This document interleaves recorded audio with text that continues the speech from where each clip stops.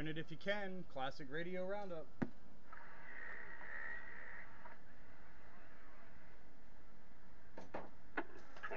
on your AM dial. This is Channel 13. Classic Radio Roundup. The most fun you can have on Wednesday nights with your clothes on. Oh, sounds like you got one of those beeper clickers working. I do indeed have a beeper board up and running. First one on the revamped Spitfire beeper board production line. How about that? I'm getting feedback from something. Yeah, and here we are on my newly repaired. Stop feed. You know what? That's the amp that does that. That's weird. On my Comstat 25 here, everything's running good at the moment. Good and clear over here, no doubt about that. Yeah. Oh, hey, it's Marky Mark. How's it going out there in beautiful Chester County? I got icicles hanging off of my coax. I got icicles hanging off of my icicles. Well, they do call you the Iceman, so you should be right at home. Yep. My neighbor next door, he has 3-4 foot long ones hanging off of his rain gutter in back of his house. In the middle of his rain gutter is bowed. And he's a real, well, I don't want to go into it, but he's one of them unstable people, and he doesn't get along with anybody. As opposed to what else? Go over and say, hey, you might want to do that. Crap. Because he rents the house, but it looks like a Crystal Palace. All right, well, it is time for Classic Radio Roundup, so let's see who's all here and exercising their classic radios this Wednesday. This is not my first choice of radio for tonight, but since I finished a beeper board, I decided to use a solid state radio for the first hour, and I'll go tube for the second, because beeper boards aren't made for tube radios. So which radio is that? Is that the Accidental Classic? CR123B with a Turner Super Sidekick. That's a good combination. Yeah, sounds pretty good. Evening, gentlemen. Sparky over here. On a Montgomery Ward's 702 base station. Yeah. Another Wards. Here we go. That's like J.C. Penney, only different. That's right, getting down with the Montgomery. And I think there's a long distance breaker out there, been jumping up and down. I got a copy on somebody out there, hello? Yeah, thank you. This is 29 Jack, trying to get to your Classic Radio Roundup. How you guys doing up there? All right there, One-Eyed Jack. We're doing good up here on Classic Radio Roundup. I'm sure everybody's trying to stay warm tonight. Sure do appreciate you checking in, because it's going to be tough to hold it with you. I hear you in the clear, but there's a whole lot of traffic on the channel. Hey, One-Eyed Jack, Spitfire 441. Yeah, roger that. Okay.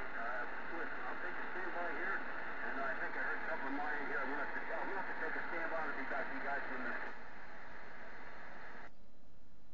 All right there, One-Eyed Jack. Yeah, stand by 1 minute.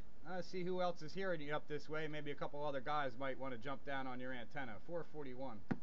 I actually have a copy on with this wonderful Comstat tube receiver.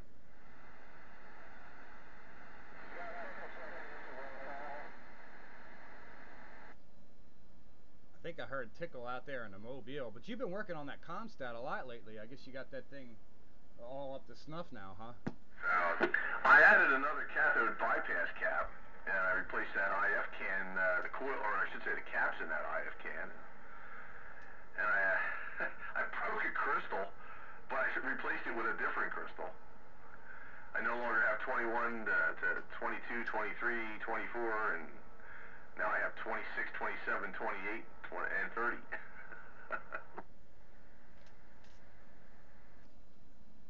Not that you're really ever going to use any of those.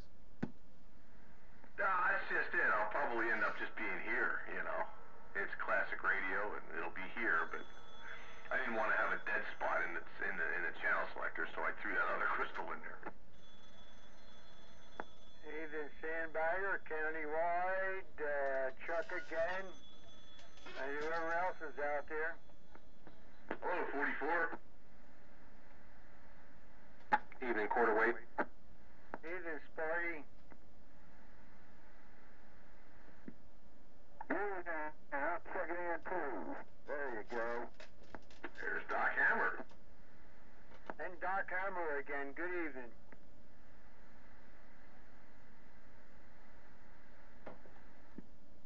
Good evening, right back, and I'm back out again. Breaker. Get down, get back up again. Go ahead, Breaker. Thank you. Good evening, Channel 13, Classic Radio Roundup. You got a preacher on this end, and I'm going to be standing by, dropping the mail. Hello there, Preacher Man. 441 to Spitfire with a wave. Hello, Spitfire. And Sparky. Evening, Preacher Man. And Baby Dale.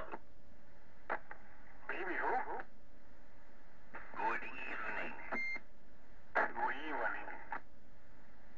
Evening, Preacher Man.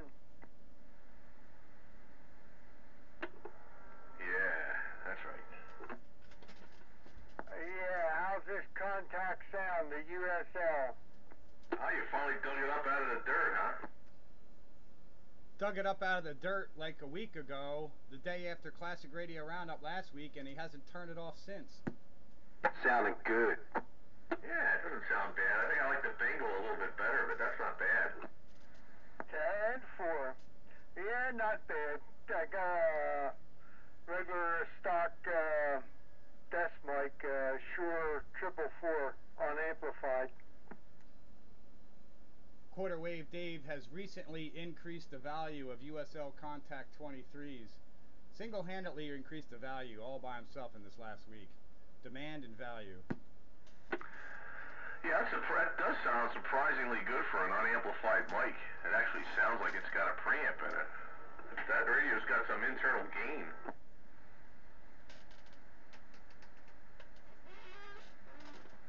I guess it has something inside. Pretty Christmas lights. 6BQ5 audio modulator. Yeah.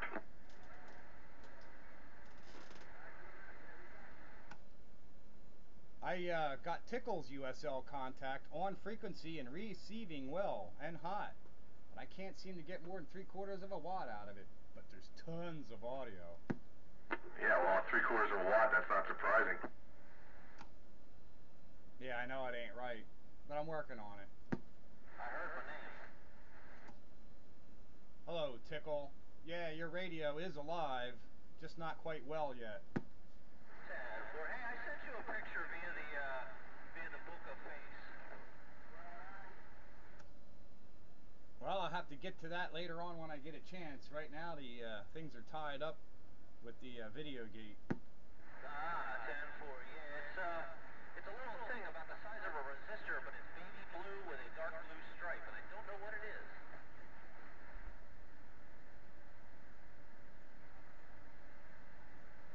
It's a whatchamacallit. I run into that all the time. What the heck is this part?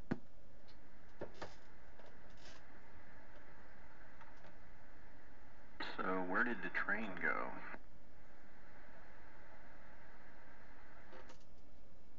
I haven't heard from the train since you told him he was 2 kilohertz off frequency, and he says, I'll be back, and that was the last thing I heard from him.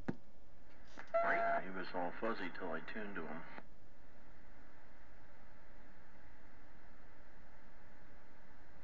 Let me stick my foot in the door. Good evening, Classic Radio Roundup. Monkey Man waving a hand.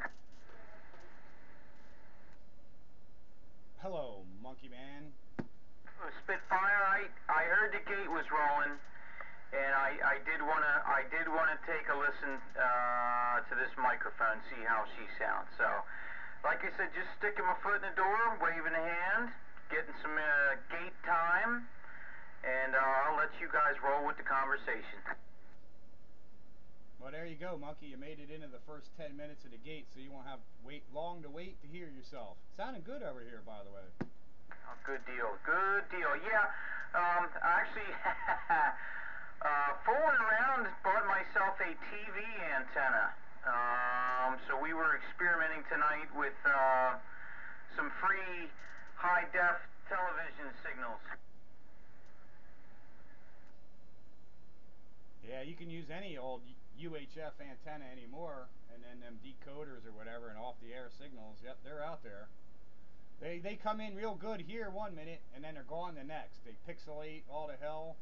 I don't get a good signal down here, no matter what kind of external antenna I use. The signals just don't. It's horrible. I'd rather watch snow. The old snow. Yeah, some places just a bad spot. Well, I don't know how I come across it, but there's a couple of websites out there. You put in your address, and it uses your coordinates to estimate which stations you'll get and how well. So based on that, I picked out an antenna.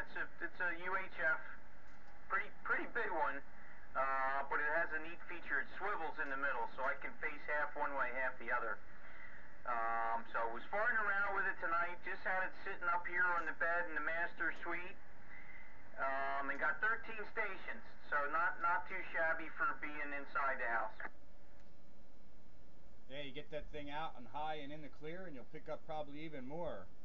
But yeah, that website you're talking about, I've ran into that in the past, and it'll, based on your GPS coordinates or whatever it was, signal strength and how many channels you can get. It was pretty much what I had expected.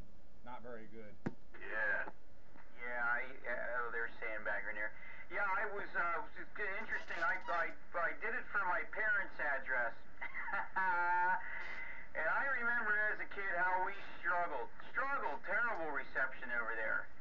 We were sticking rabbit ears and wire hanging it out the window and just all kind of, I had cable strung across the bedroom, it was terrible. And plugging in his address over there, Mom and Dad's address, what came up and how it showed reception that was pretty much what we had to deal with. They're just, they're high. They got a good elevation, but just behind them, and between them and the towers in Roxborough is about 200 more feet of hill. So they're just in a bad spot. If you're on the wrong side of the hill, you're done for. Yeah, that's right. That's funny because I took the little arrow and I stuck it on top of the hill, and man, it recalculated. Holy moly, all kinds of stations. I feel like the FCC kind of ripped us off there. They gave us digital high def and then cut the signals way back. Well, it's not so much they cut the signals back. They went from analog to digital, which is the first problem. And the second problem is they went from VHF all to UHF. UHF is more important to have line in sight than VHF is, which is important, but it's even more important on UHF. So anybody who was in a fringe area or just into beyond a fringe area, they just got put into the fringe area by going to UHF. And then, digital, you either have the signal or you don't. There's no, catch it in between the snow kind of thing, where you can still see the picture. They screwed us with that. I'll tell you what I got tonight, the good state. Well, you're right. It's all or nothing. But what was channel 3 and channel 10.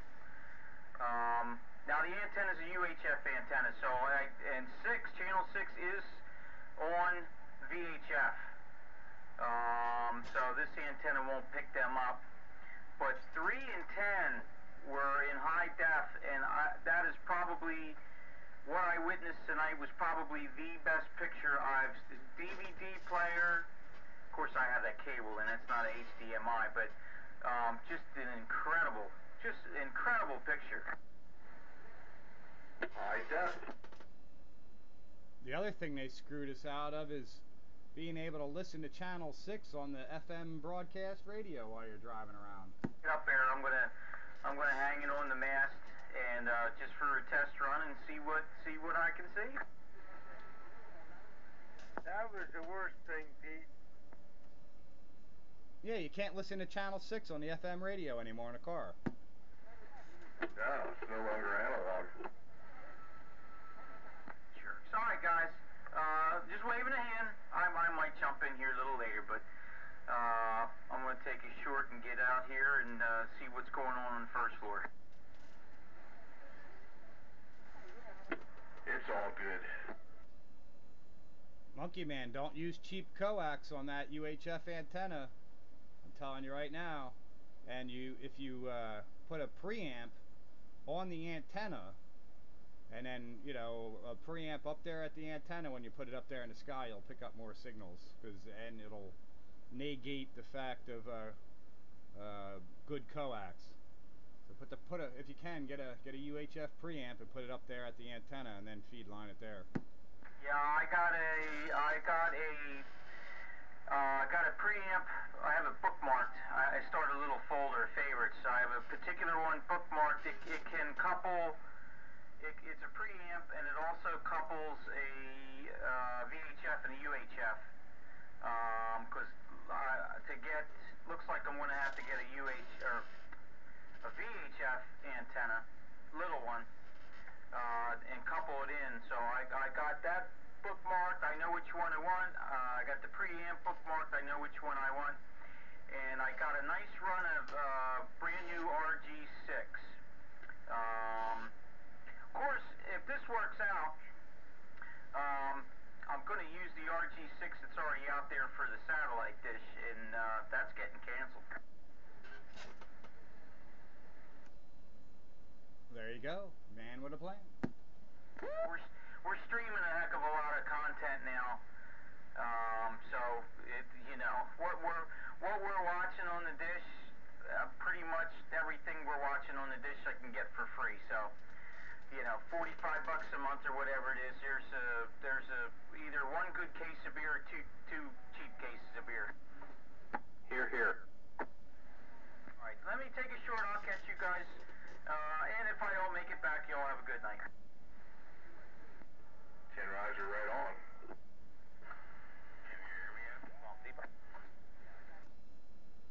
There was another "Can you hear me" out there. Can you hear me now? I can hear him.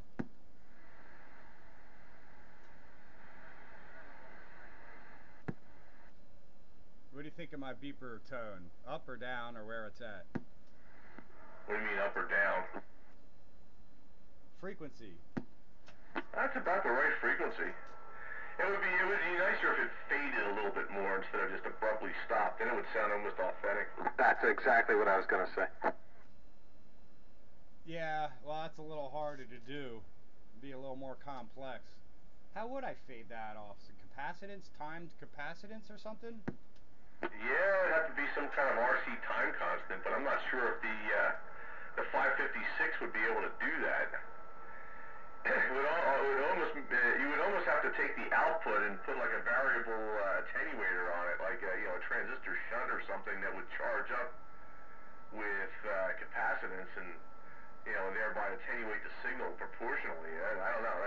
That would be a little fun to engineer that, but I think you might be onto something there. All it might take is a transistor and a capacitor, and then you want to just fade the audio off instead of the audio stop. yeah, I mean, you put a couple of resistors in series with your output and put the transistor to ground like a shunt, like a modulation limiter would do, and you would have the base of the transistor. I'm guessing there's probably like an output from the timer chip that goes high or something when it's active, and you can have it charge that thing up and then have it fade, momentary fade off or something. There'd be a way to do that. Well, let me get this current production order out of here, and then I'll go back to the R&D department and talk to the engineer.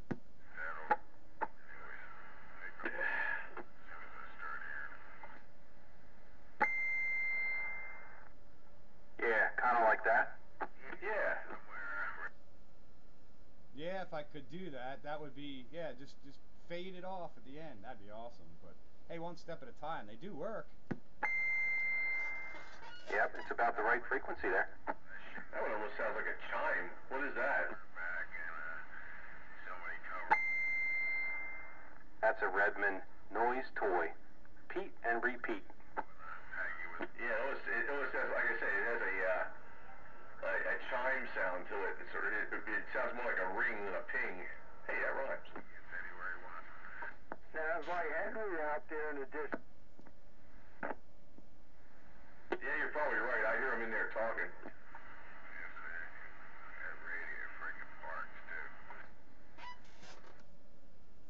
Yeah, I hear Henry out there. I think they're holding their parallel classic radio roundup down there in Aston tonight, of course. What's going on, Doc Hammer? I know you're trying to get in here. No, it's Brent. Roger, right on. Hey, Hightower. It's the Canadian Connection. Wow. Good to be back on. How's everything going out there, guys? Well, we know what it's like this winter to live in Canada under your normal winters. I ain't saying this one, but daggone, man, we haven't been really above freezing in a month. Yeah, well, you know what? It's been brutal down here. Well, up here. Incredible. Really, really low temperatures, lots of snow. I mean, we did have a little break about a week and a half ago.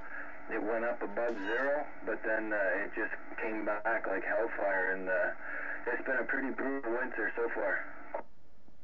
It sucks. We hit a -2. -2. I don't think I ever saw -2 living here. 9 degrees maybe one night. We've been at 9 degrees every night. And then a high of like 12. Oh yeah, we're not used to that. It's a little, maybe for a day or two, but not for 4 weeks. We're supposed to get We had close to -40 there for was about 3 days, 4 days in a row, man. It was just terrible. It was so cold out there that my neighbor's teenage son pulled his pants up.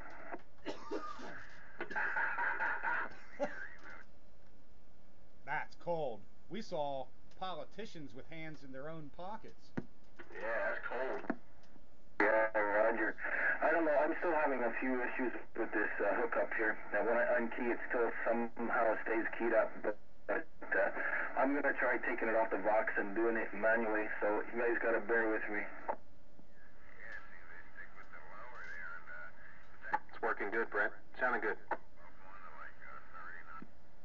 Okay, I'm going to use the manual because I think it's a lot quicker anyways. The AGC's on fast, and everything seems to be working good for now.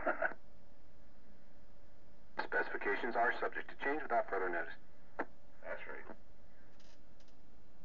Yeah, I was getting ready to give you a phone call, but I did solve the problem. My daggone bearing housing for the auger on my snowblower. 2 of the bolts broke on the bearing housing. I was like, why is this thing flopping around? Got stuck. Won't turn. I had to take it all apart. 2 broken bolts on the bearing housing on the main auger. Oh yeah, I did quite a few of those this year. It's not so bad though when you split it there and you get that housing off and you pull out the bearing, a little bit of heat, or sometimes they come off pretty easy. You got the little set screws in there off the collar. Yeah, it actually went pretty well. It was just I was under duress because it had just snowed, and I got a few hours and to clear the driveway and get to work. And I just put new belts on the thing, but I didn't notice that that broken part until I started it up. Went 5 feet and the thing came to a screeching halt. I'm like, what now? So I had to take it all apart again. It all went well, but I was under duress. You know how it goes. Yeah, I know how it goes. Did you end up changing the bearing, or the bearing was still good?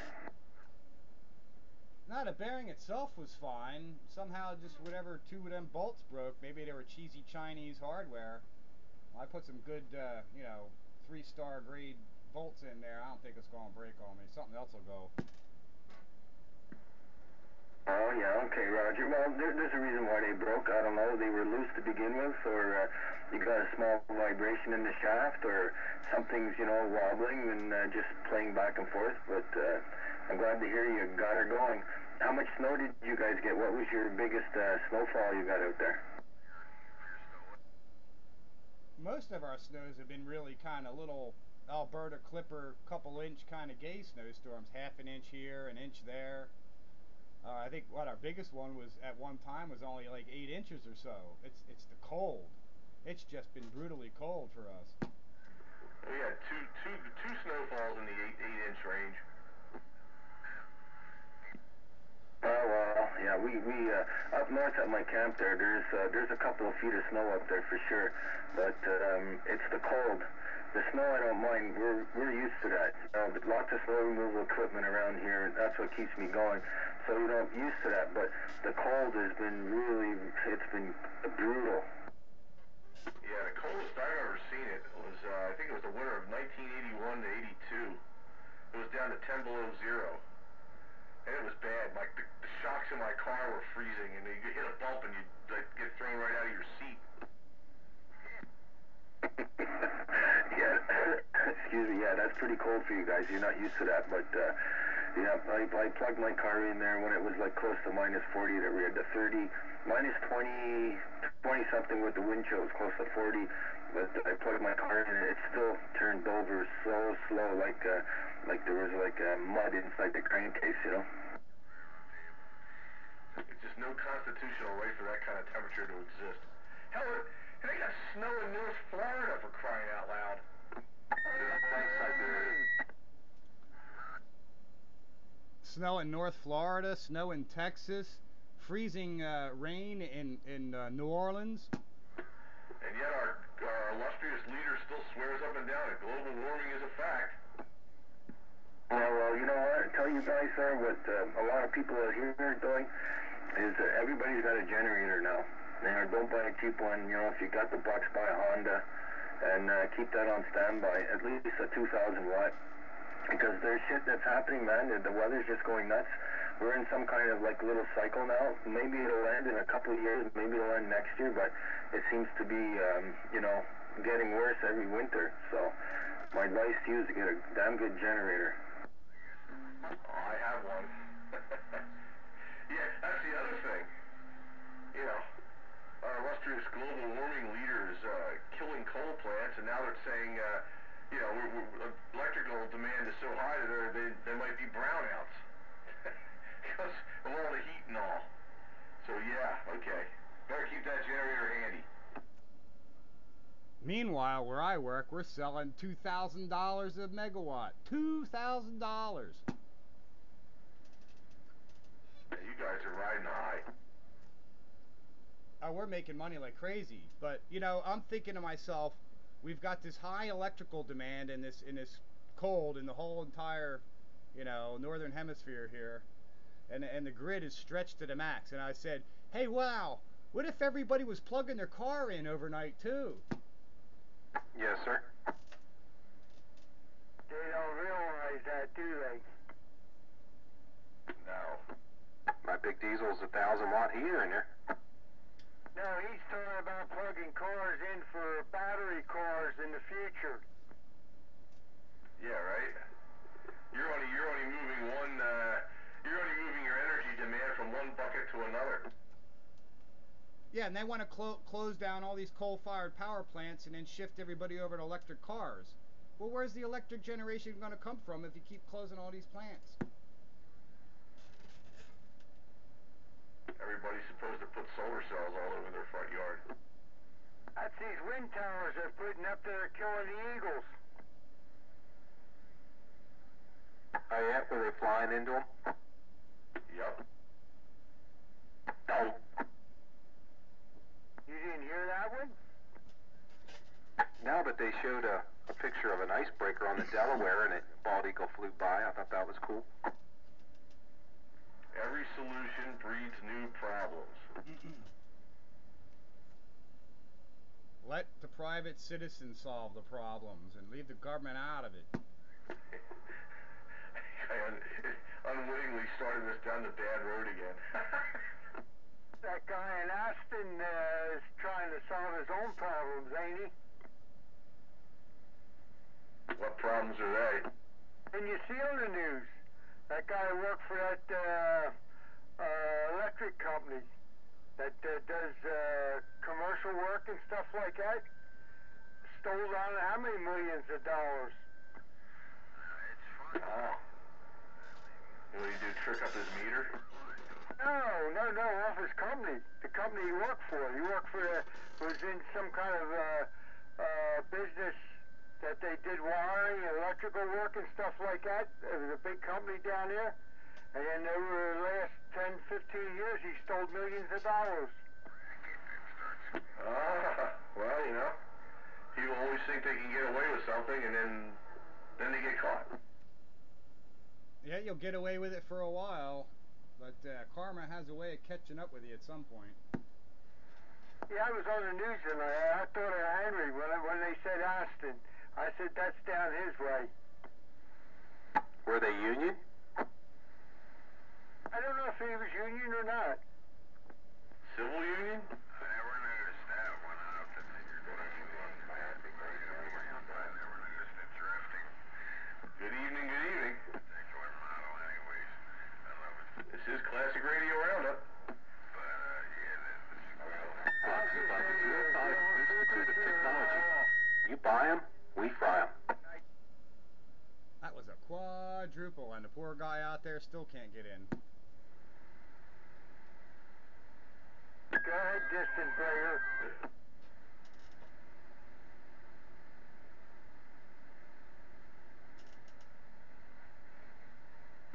Yes, sir. Yes, sir. 40 years later, I'm going full circle, back to the original radio I ran. You're going to love the way that thing sounds. That thing really is just loud and clear. Yeah, it's been cleaned up, man. You know, used to have the plate resistor jumped and it put out 6 watts and was a little fuzzy and muffled, and now it puts out 3 watts and got a little bit of swing to it. Some new bypass, cathode bypass caps, and yeah, no more exploding caps. Yeah, this little guy is, I breathe a little bit of life back into him. Holy crap, I gotta let this thing settle down for a while, man. I was talking to Sandbagger. Yeah. Did you ever hear of Doc Weaver? Doc Weaver, yes, sir. Yeah. I think I was telling Pete the other day, and he said he never heard of him, but on the back of this radio, there's a sticker that says James Weaver on it. Yeah, Doc Weaver. He was in what? Quakertown? No, right up the street here, Perk Elmanville, Zieglerville. Okay. Yeah, I couldn't remember exactly where he was, because it was Doc Weaver and then there was Dick Williams. Dick Williams was right down there off of Hud Nut Road. Ahab. Yeah. Arab. He was in a wheelchair. And Ford. Yeah, that's where my dad used to get radios off of him. That's where he got the Cobras off of him, the 130s. Yeah, Dick Williams was a Cobra dealer. Well, you get just about anything from him.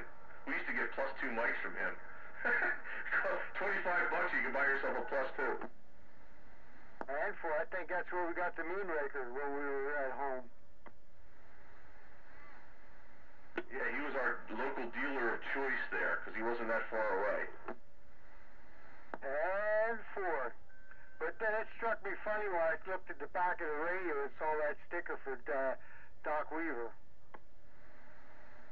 Yeah, he was another one. And then there was this guy up in Chalfont, used to go by the handle of Farmer Jim. He was another one that used to sell stuff. There was a buddy of mine used to like distribute, well, he was like the distributor for him. He would buy stuff from him at his cost, and then he would sell it. How about Hard Hat?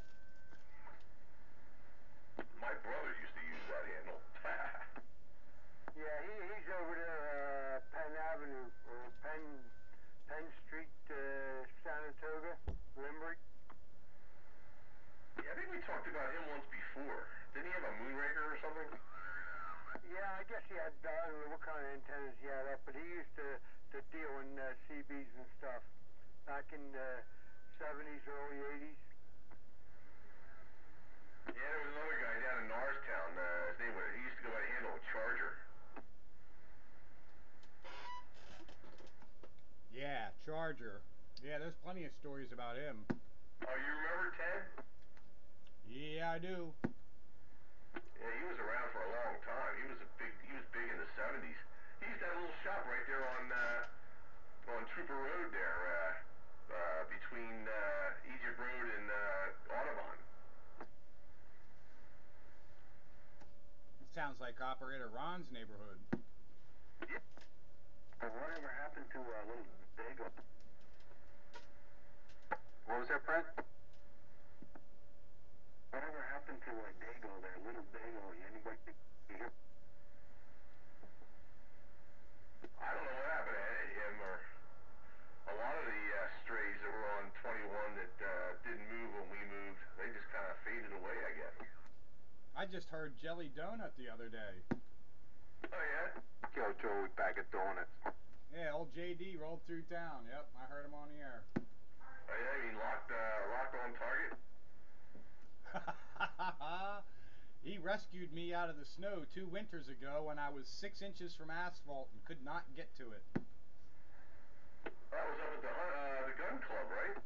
Yep, I was in the gun club parking lot, front wheel drive car. The front wheels were 6 inches from asphalt and I could not get to it. Just sit there and spin, huh? Yeah, that was like that child's toy, sit and spin. That's exactly what I was doing. You would think he could have, like, shoveled or cleared a little bit of, just enough to get you a little traction, throw a little gravel under it or something. Solid ice, and what am I gonna shovel it with? My fingernails? You're supposed to have a bag of kitty litter in your trunk. Yeah. Or a set of chains. Breaker. Go, brakes. They should plow their parking lot.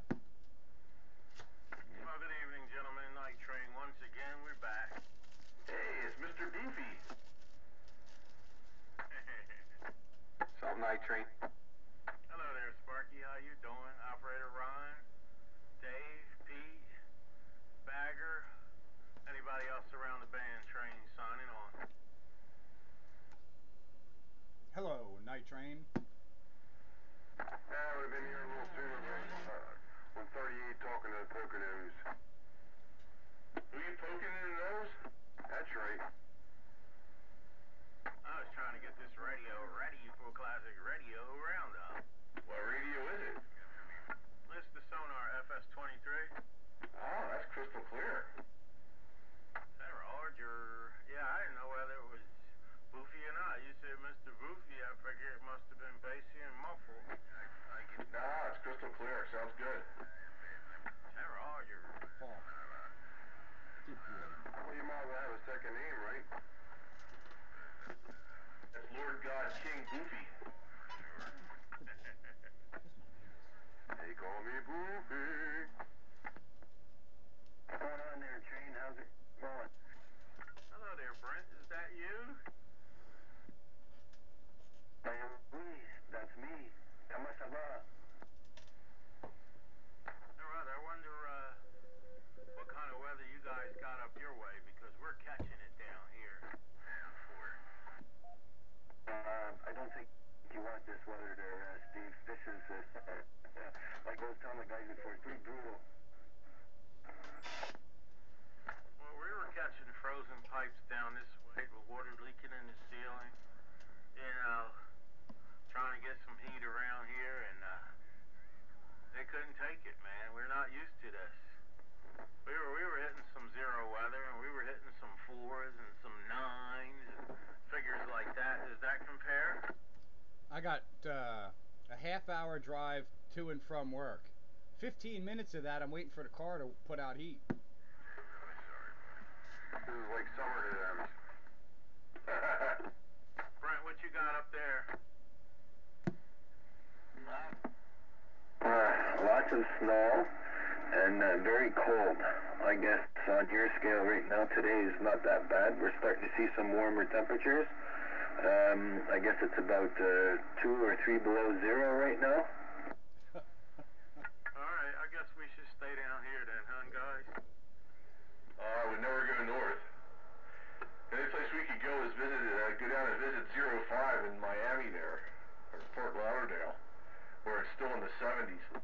I think we all ought to go, pack up, and hold next week's Classic Radio Roundup on South Beach.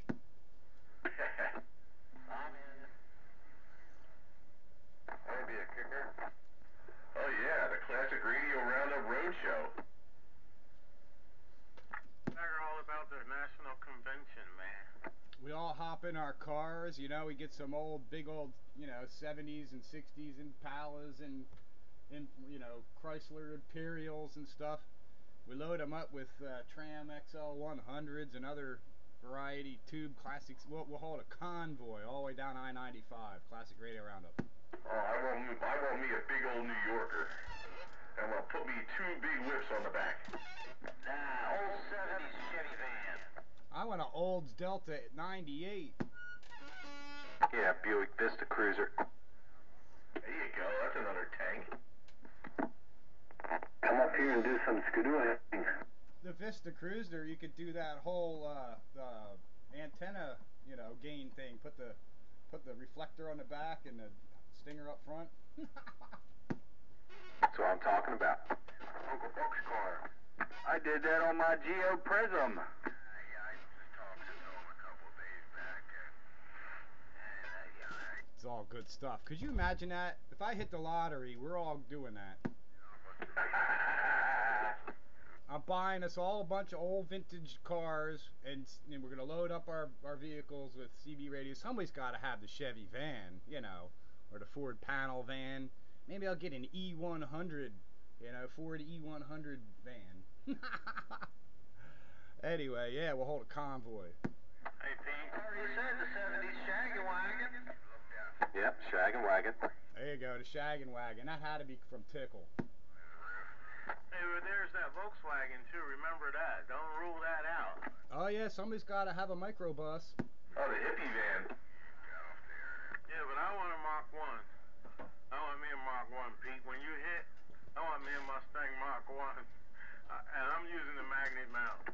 I'm getting a 66 Ford E100 Econoline van. Super Beetle Baja style. Yeah. Yeah, but you want to drive that down I-95 to Florida? I think I'll go back to the Delta 88. That's why I want that big New Yorker, man. I used to ride a hardtail. What do you say? You know? Yeah, I rode a hardtail too, but that was 20 years ago. Good point. Hey, Tickle. Yes, sir, Train. I love that Super Beetle, man, especially in yellow there. 10-4. It's got to have buttons on it, though. No engine cover, big, you know, cut-out wheel wells, the wide 5-pattern wheels. Somebody's got to drive a Trans Am dressed out like Smokey and the Bandit. Oh yeah, there you go. Dixie here in the passenger seat yelling, I will. Somebody else is going to have to drive a Peterbilt with a trailer. You know, you got to have a big rig in all this. Cab over Pete with the reefer on. You got it, brother. I figure when it's all over, then we can cash our vehicles in for big money. You know, after Countywide buys us all of our vehicles, you know, and after the whole thing is all over, then we can cash our vehicles in and put some money away. You want a reality show? Right there is a reality show. A full week road trip from here to South Beach with the Classic Radio Roundup bunch and our classic vehicles and our CB radios. Right there is a reality show. Why stop there, man? Make a circumvention of the whole country. Go down Route 66. Well, you got to have more than 1 or 2 episodes. So yeah, you could. If you get ratings, then you go travel. You could call it Convoy. Yeah, I think the 66 is a good idea. Forget about 05. Let's do 66, man, to the Grand Canyon. Route 66, I'm in. Yeah, the Classic Radio Roundup Classic Convoy. That would be cool. If I hit the lottery, gentlemen, we're doing it. Away. I gotta have an armadillo hat. If I hit the lottery, we're doing it. That would be fun. That really would be fun. I think Pete better restate that. He was all that money you got to spend somewhere, right? He better restate it that if he hits the big lottery. Well, yeah, it's got to be the big lottery. But you know, I'm living in fantasy land here. You know, so if you're gonna dream, dream big. You know what happens with Fantasyland? You wake up and it's gone. 170 million tonight. You know, you win one of those lotteries, like all of us have seen them, where man, my God, that's stupid money. I couldn't spend that in my lifetime. But you know what? I could put enough away to live comfortably and hold Classic Radio Roundup Roadshow. The first one I'd have to sponsor. After that, A&E'd pick us up and then they'd carry the tab. What's the citizens band frequencies over in Europe? That'd be so freaking cool. Depends on the country. Most countries are just like ours.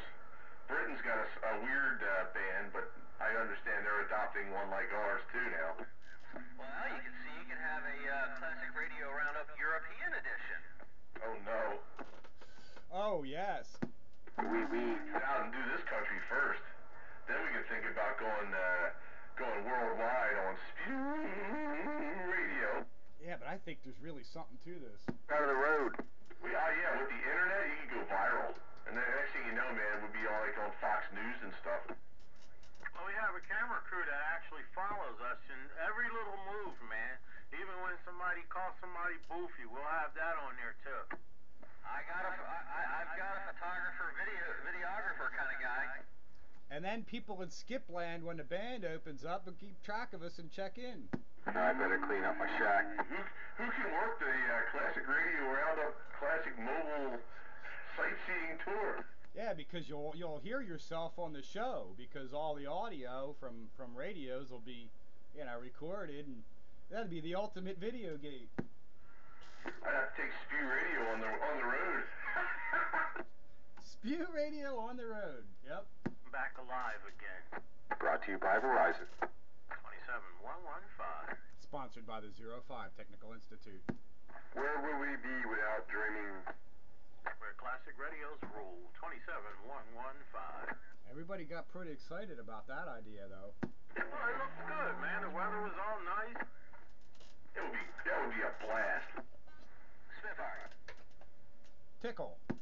Don't they make a headset that can go inside a helmet that'll plug into a CB microphone thing and into the back for a speaker? I'm sure they do. I know Harley Davidson does. Mine comes with it. I got the headset, plugs right in, microphone, plugs right into the bike. The radio's built into the bike. But yeah, they're out there. Yeah. No, I'm talking more like a 70s style, like the old GC Whitney or something. You can take the old Beezer out. The Beezer barely makes enough current to keep the headlights on, let alone try to run any accessories. It was a thought. One pill, no pill. That's good. It might actually run a 4-watt radio. Yeah, you could do that with a battery. Yeah, right. There is a battery in the bike, so I could probably get away with a 4-watt radio. Just don't get on the mall and, talk DX all day long. Hey, Pete. Hey, Night Train. Yeah, when we do this reality show, they record everything except when we go to the bathroom. In other words, each individual has a camera on them, man, and they network the whole thing. When we stop to have that picnic along the road on Highway 66, they be all there, We have coordinators to get the food and everything all coordinated. I mean, we have this thing totally laid out. Then we take on the Grand Canyon, We get out our little handheld walkie-talkies and we be up on the canyon taking pictures and stuff. We could do this just like Convoy, man. Yep, and you know what? If somebody out there in Hollywood or whatever, would just get in touch with me, and we can put this all together, and then you'll have yourself a whole new kind of variety show that's a throwback to the 70s. Our Convoy Classic CB Radio Roundup cross country. Oh, I want my 70s pimp hat. You could almost spark up the next generation of CB.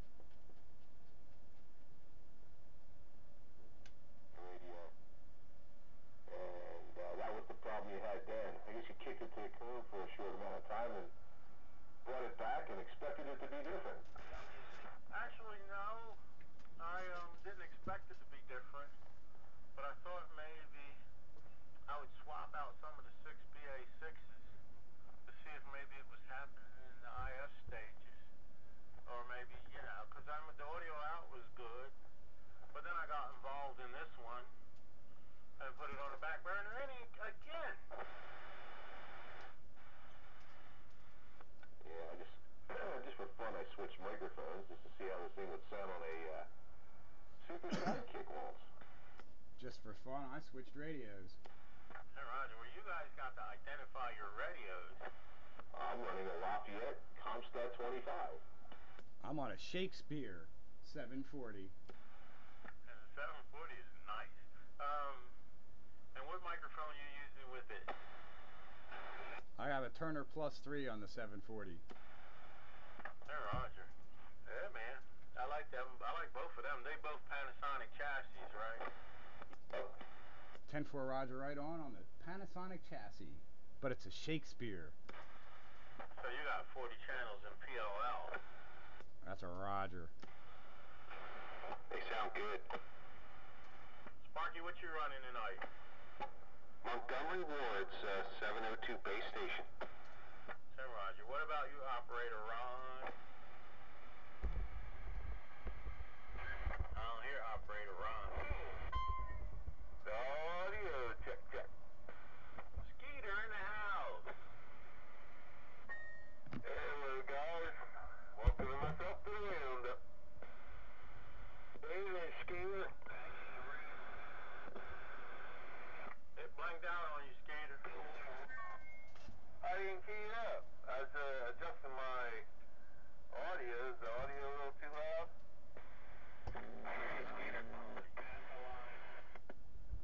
I'm trying to find out in case the backlog to come in for the second half. So, 72 there, guys. Good evening, right? Actually, hi, Tower. Have a good evening. Yeah, good hearing you in here, Brent. Thanks for stopping by. Take care, stay warm. Awesome hearing that Canadian connection. Yeah, keep that cool weather up there. Okay, man, we'll do. I'll keep it all over here for sure. Thanks to you, Pete, there for keeping me hooked up for sure.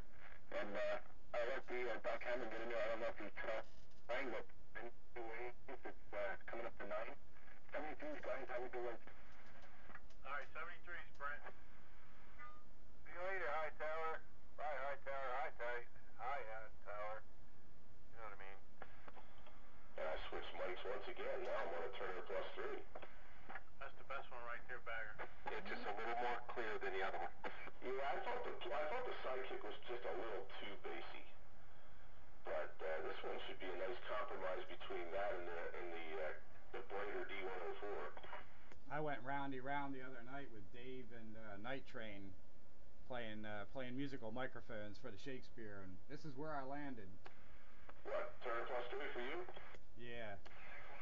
Well, I guess it's not surprising that it has similar results for me. What's going on here in the back? That's really nice, Bagger. That one there is nice. How am I coming up? Bright? Or are we medium, dull? How's it sound? Crystal clear. So you're on a Plus 3 on your Comstat? That's right. Night Train. Do we sound similar then? No, there's a difference. There's definitely a difference. I guess maybe it's in the radios. Well, be honest with you, man. Well, what explain to me the difference? Analyze this. Oh no, I got lost. Try it again. Explain what the difference is. Alright, go ahead, speak, Bagger. Alright, Pete, yours is a little bit smoother. Bagger's is a little bit more sharper. But they're both clear, and it would be a toss-up, depending on what you want. He has a wee bit more edge, and yours is a little bit more silky.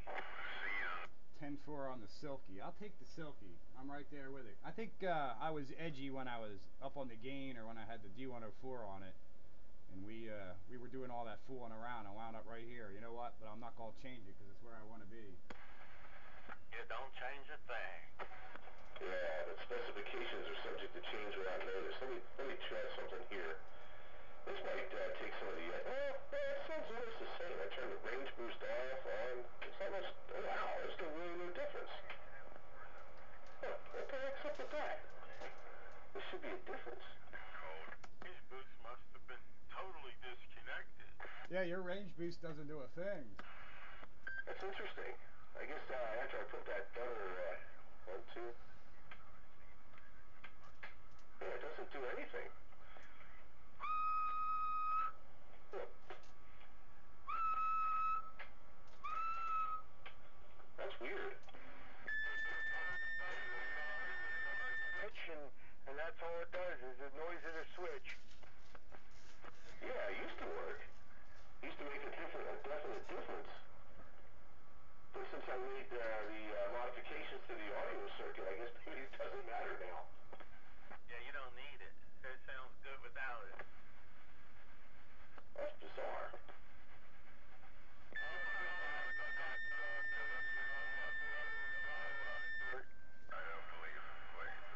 Wow, it wasn't that long ago. It was working. Like, like a month ago or something. Hey, Pete. Perhaps, like you said, the other one. Pete, where you go? Pete stepped away. Not bad sometimes. Smithsonian. Hey, when that happens. Same thing's on also. Yeah, I know what you mean. Breaker 13. Go ahead there, Bright.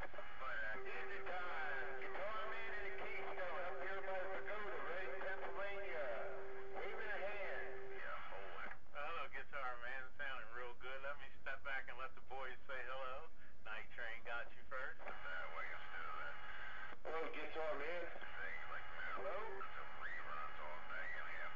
And welcome to the Classic Radio Roundup once again.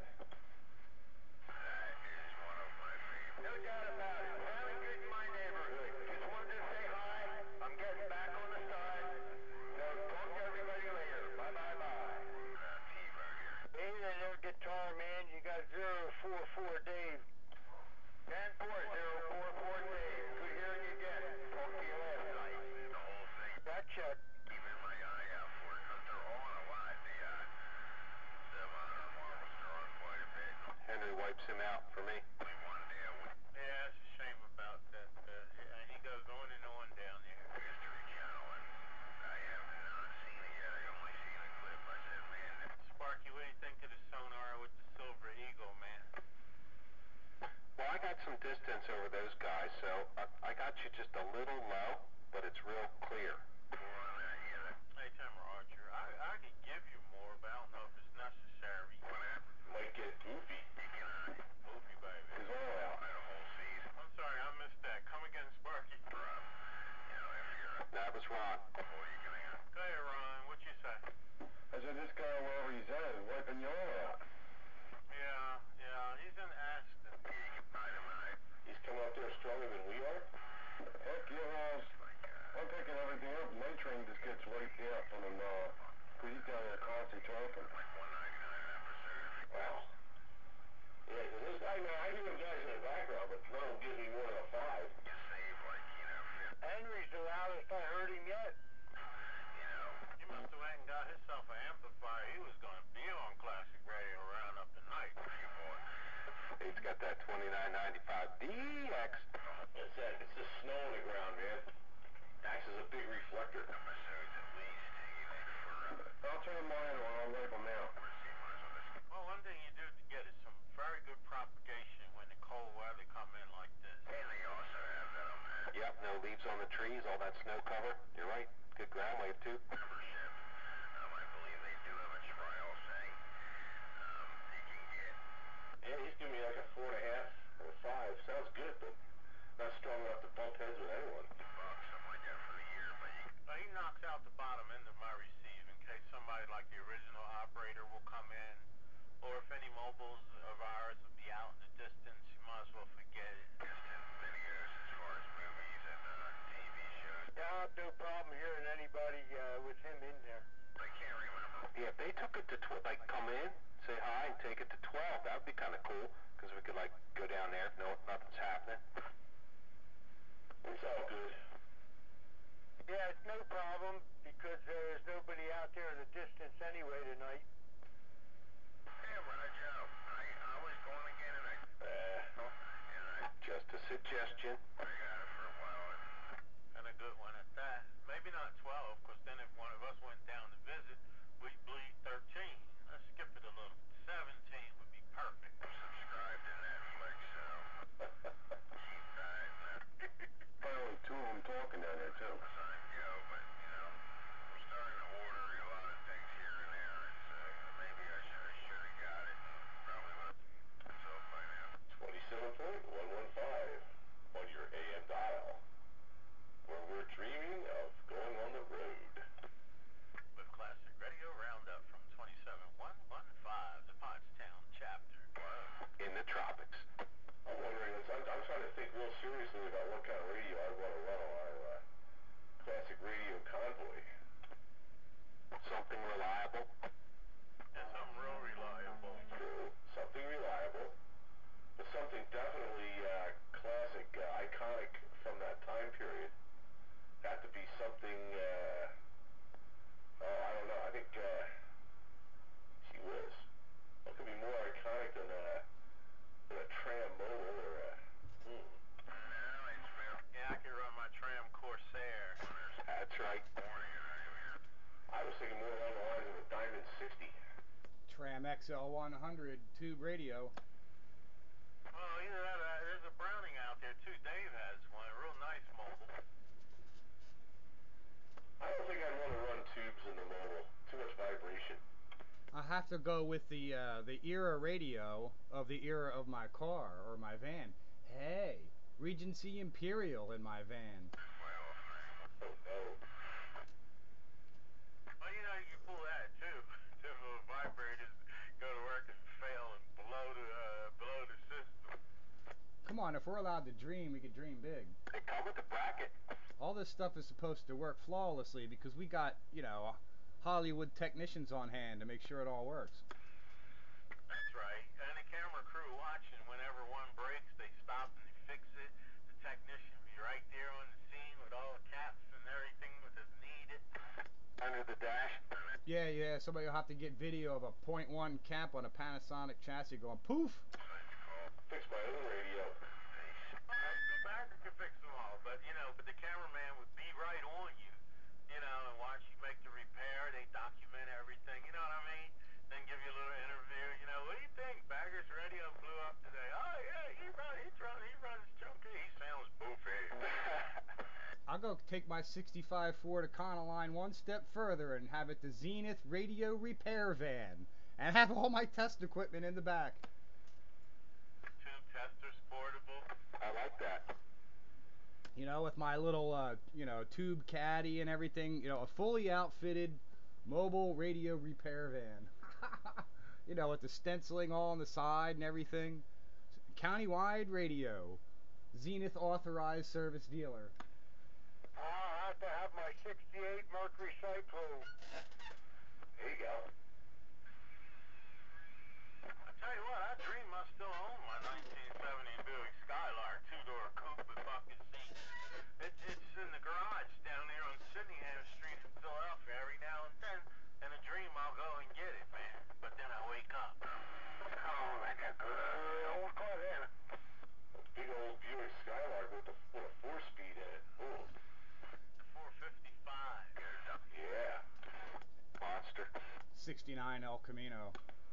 That was a nice running car. 69 El Camino SS 396. Gotta be a super sport. Hey, you ever remember that movie Uncle Buck with John Candy in it? And the receiver. Yeah, I think we already hit up the John Candy reference. Yeah, I want that car. And the station elevation. No, I want the truckster from Vacation. Yeah, the family truckster. Yeah, with the 8 headlights. Yeah, that was cool. That was really a Ford LTD that they tricked up, but hey. Yeah, and he drove it right into the desert, right? On eBay right now. Yeah, it's a good movie.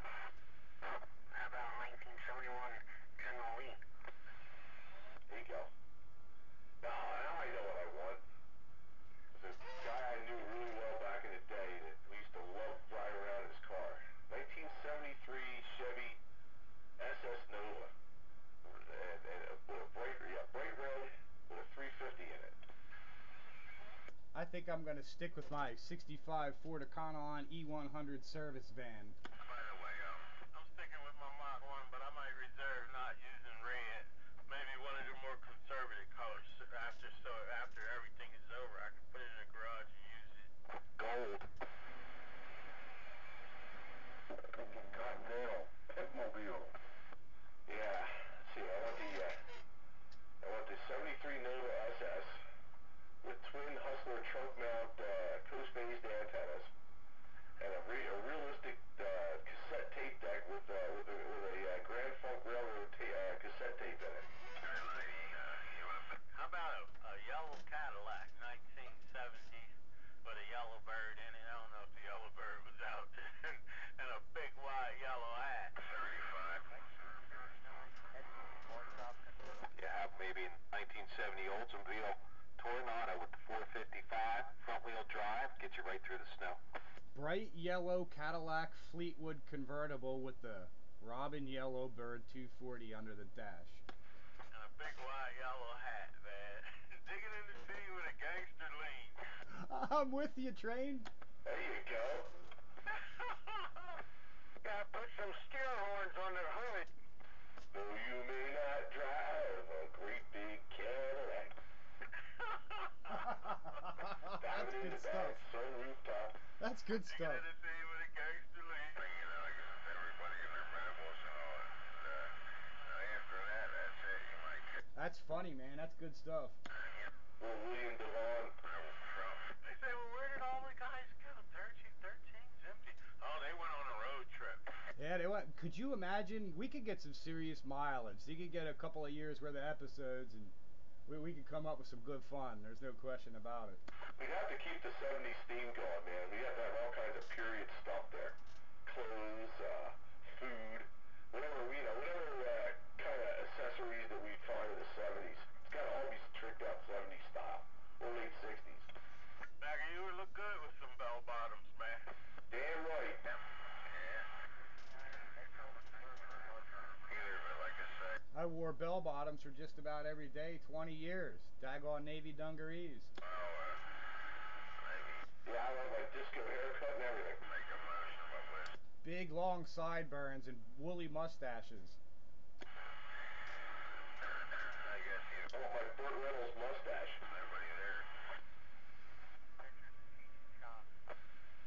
Oh yeah, I got Cheech and Chong in the 8-track player. Hey, man, am I driving okay? Drive just like Steve McQueen. And then still on the brake. I don't think we're moving. Bill Lynn. Did you say step on the brake? Yeah, 10-4. There's a... Oh, I'm gonna run that big pool. A male in there. They're not in there. That would be fun. Oh, God. That would be so much fun. You could really have a good time with it if you had the money to put it all together, especially in keeping the late 60s, early 70s theme about it. That's good stuff.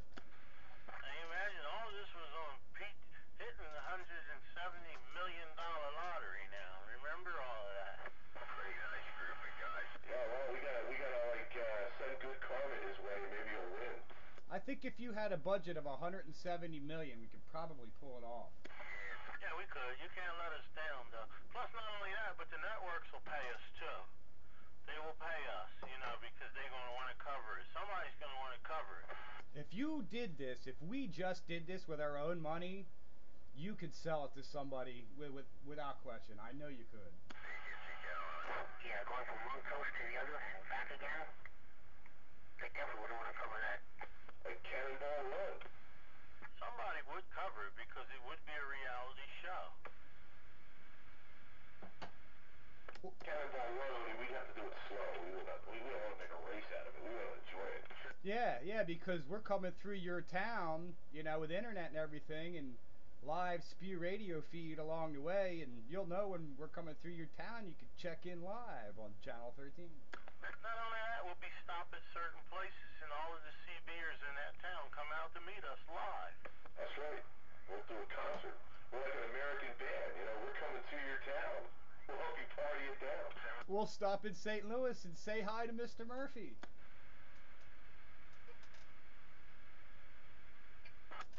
we could hold Classic Radio Roundup in Nippleville, Indiana, and all these places are these, our other DX regulars. We'll have to stop in, Charleston, South Carolina, at Night Ranger's place out there in Kansas, and schedule it for roundups, at the various towns along the way. Yeah,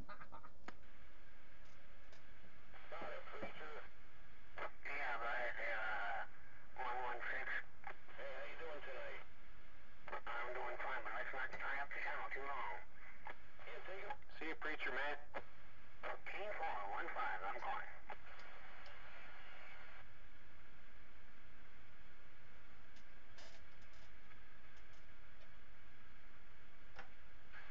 The more I think about this idea, the more I like it. Oh, I love it. Yeah, like I said, the only thing that's standing in our way is that lottery. We did it, we'd sell it.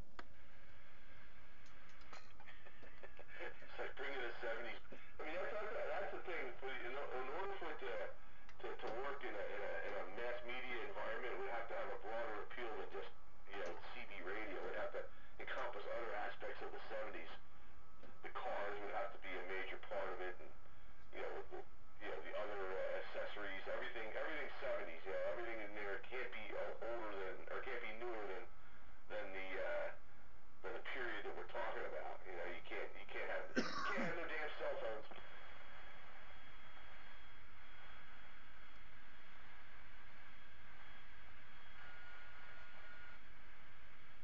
Certainly would be fun putting it together, as well as the actual fun along the road and the unforeseen things that would happen. Flat tires.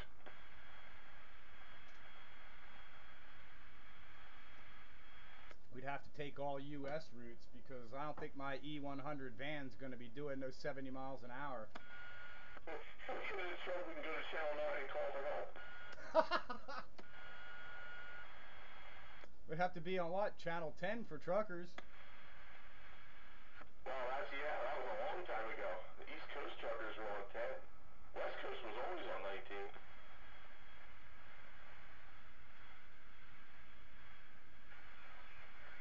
It would be pretty interesting. Coming to a town near you soon. The Classic Radio Roundup Wayback Machine.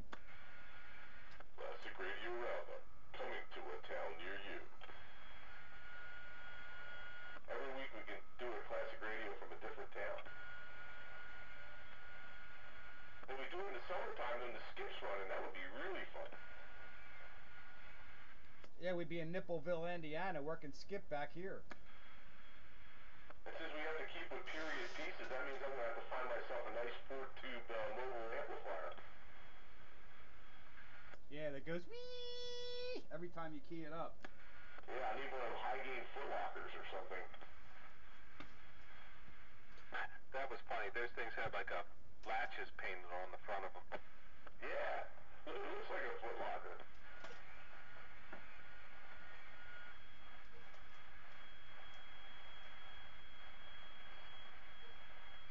Drive them big old steel whips, man. I want the body mount with the big 6-inch spring, one on each side, one on each fender, man. Yeah, if you're gonna do it, might as well do it big like that. Yeah, 2 Cophase 102-inch whips, and a 4-tube footlocker or some other such amplifier under the seat. Well, we'd have to take turns with the skip shooting or whatever if we're all driving together in a convoy, blow each other's front ends up. Well, you just have to be careful, that's for sure. Otherwise, it'd just be messy. Put two little neon bulbs at the tip of the antennas.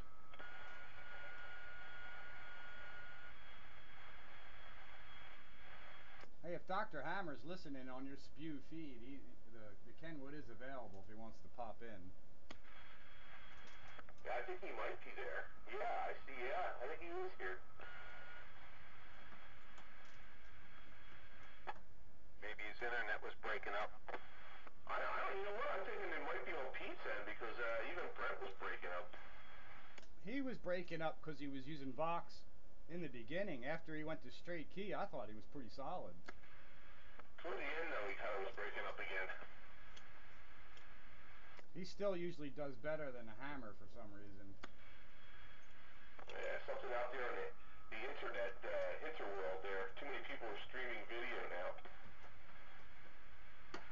International works better than national. Better path, I guess.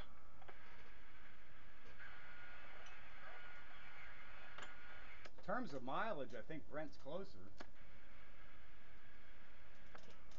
Yeah, I think you might be right. That matters. Size matters. That's why everybody likes a big Johnson. That's what you gotta put in your car. A Johnson Messenger 100, little white face. Yeah, there you go. That would go good in the E100 van. Yeah, Messenger 1 there. In my radio repair van, only because, you know, that would just be too cool to have a radio repair van along in the convoy. It just, you know, once Train mentioned it, I'm like, that's a pretty good idea. I'll be all comfortable in my van, and then you know, have a full stocked, you know, radio repair van, tubes and parts and test equipment and whatnot. Yep, I'll drive the Plymouth Fury with the Hemi in it. Police package. Oh yeah, the old Furies. Full stock of you know, 6LQ6s and such. Yeah, I'll be the Smokey. But Daddy.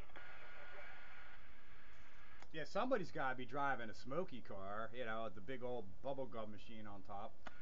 That's right. It's got to be a big old 72 Fury, or 71 Fury.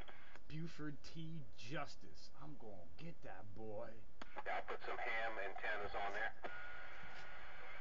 Junior, you didn't come for my loins. I'm going to go home and smack your mama. Took the words right out of my mouth. I'm going to go home and smack your mama. Remind me, Junior. God bless old Jackie Gleason. I'll tell you, he was some performer. Yeah, it was Jackie Gleason, right? Yeah.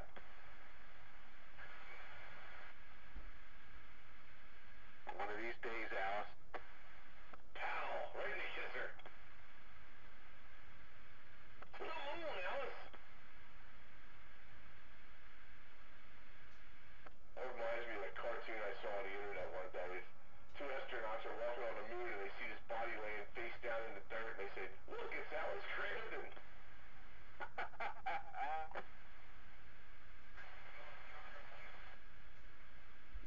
Jackie Gleason was the right guy for that part. Oh my God, yeah. I can't think of anybody else that could have filled those shoes. He was perfect. A Buford T. Justice.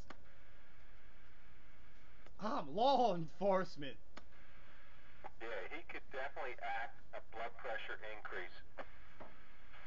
The band in the air. We're going to take this truck in convoy across the USA.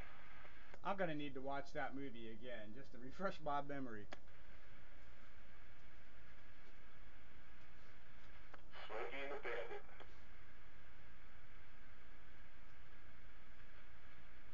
I was just looking at OS9 magazine covers on the web.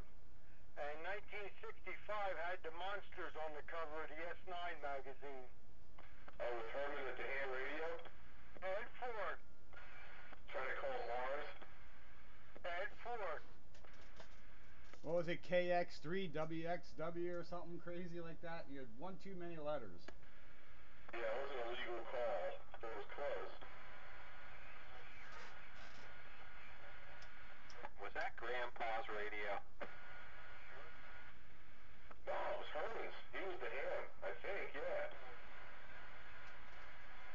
He was talking to Mars. He was talking to some kid on a walkie-talkie.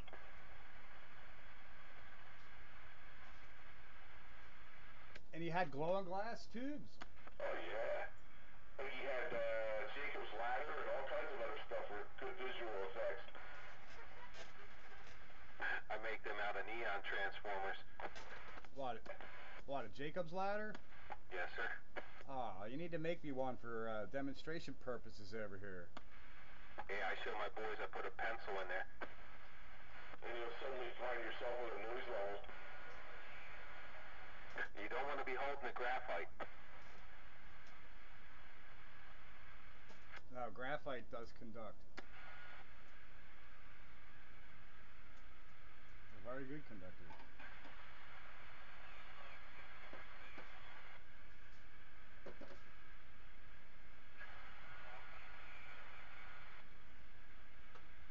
A classic radio roundup on the road. That would be just too much fun. The Classic Radio Roundup road trip. Yeah, that's it.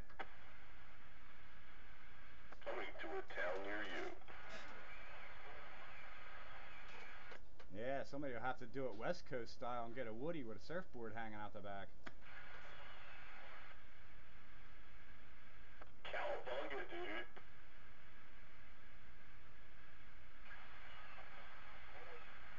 What did they run in that movie? A Pace?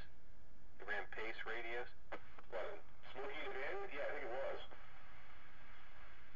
So like a Pace 1000 Mobile or something? I think it was a Pace 123, I think it was, or something like that. Product placement.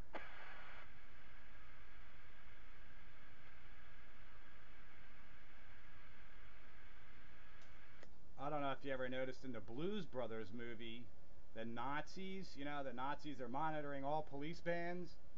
Well, the Nazi base station radio is a TRC Navajo 441.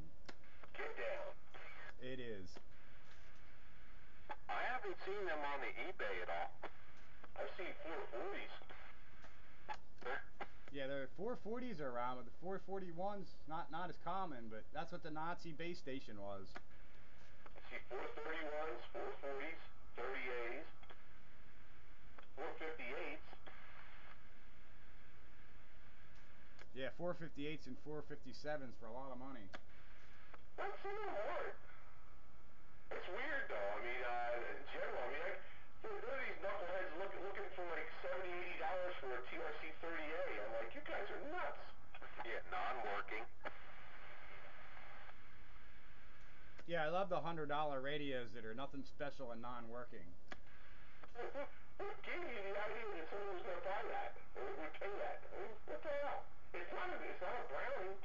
Is that Regency 142 with the temperature gauge still there? Yes, sir. I think that guy's still trying to sell that Gonson amplifier for 80 grand. Yeah, that's there in the Sonar G-spot with actual Christmas lights dangling on the front of it. Sonar, Model G.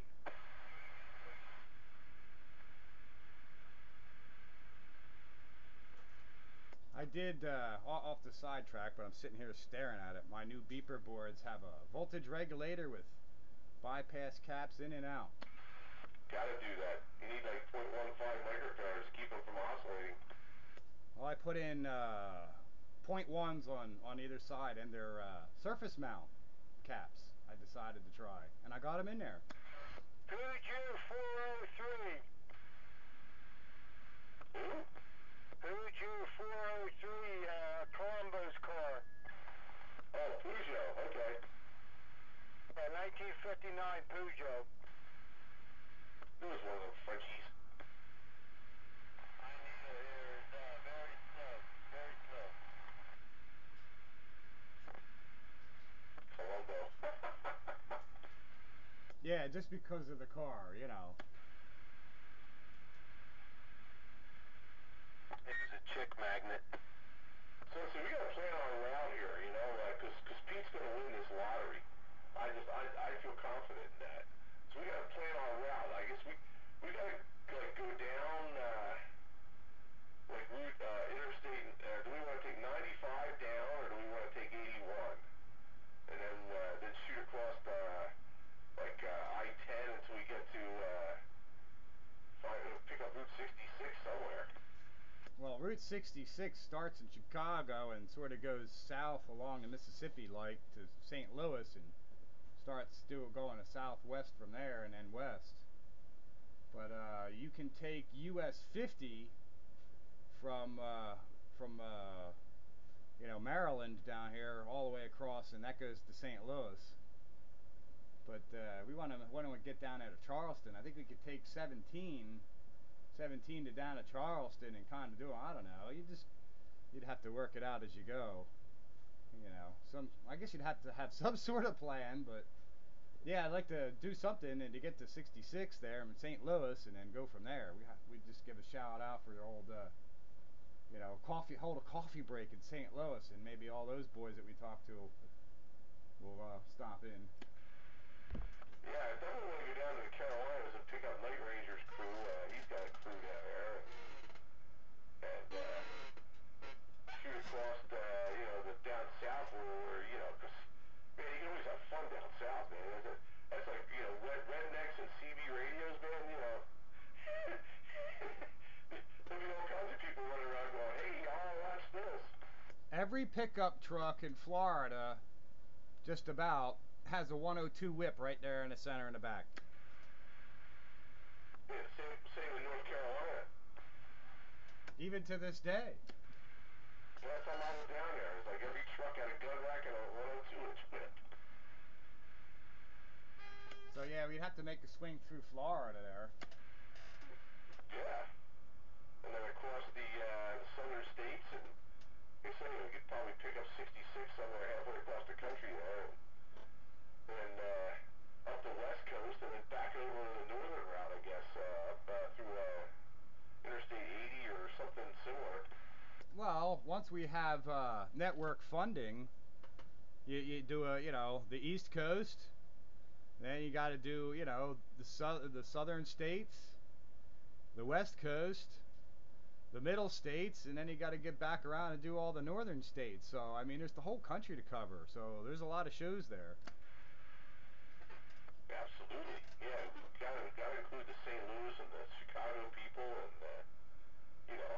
there's a bunch of guys out that way. We know there's a great deal of classic radio aficionados out there. Gotta swing by and see Fixer, and Yeah, out there in Nippleville, Indiana.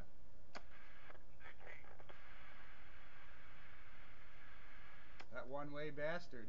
When it's running out that way, he's always in there. Modify that Cobra 2000.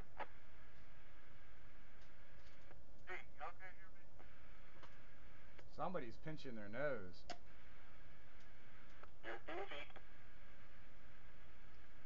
What's that operator on Laugh-In, or that show? Maybe was it Laugh-In, the operator? That old lady with the boofy black hair? Ruth Buzzy?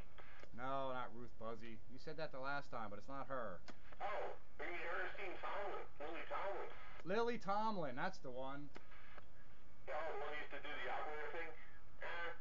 What is the number that you want to call? What does it say? What is the number that you wish? I forget. What was the line she used to use? One ringy dingy. The first thing. Yeah, one Riggy. Yeah, but that's exactly who you sound like, Lily Tomlin playing the operator. That's it. Is this the party to whom I am speaking? That's it. Is this the party to whom I am speaking? Hey, Pete. With it, who would you like to speak? Is this thing sounding like that? But dude, it's not train approved. It's goofy. Maybe it was the amplifier. How's that? That better? No, you still sounding like Lily Tomlin, the operator.